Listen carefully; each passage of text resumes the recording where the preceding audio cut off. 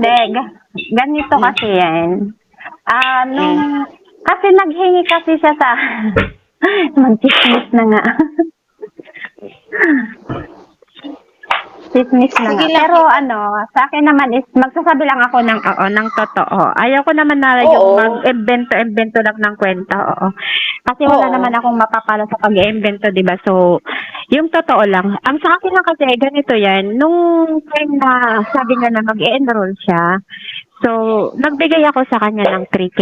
Sabi niya pang-enroll. Tapos, sabi niya, bibili daw siya ng uniform. So, another 2,000.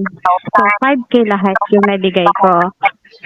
Tapos, Kay good Onab. time na oo. Kasi sabi ko, bakit parang lagi siyang nandito sa imo? Paano Mm. nag-aaral yun? Sabi ko, doon ako tinutuban kasi lagi siya sa imo.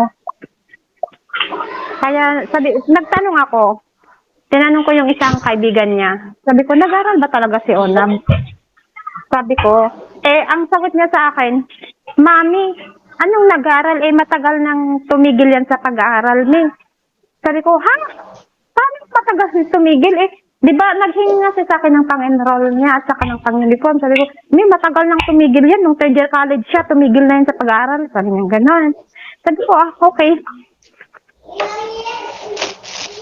Okay. Kaya simula nun, doon ako nanlamig sa kanya na nagbibigay ng pera. Doon ka na ng lamig. Pero kailan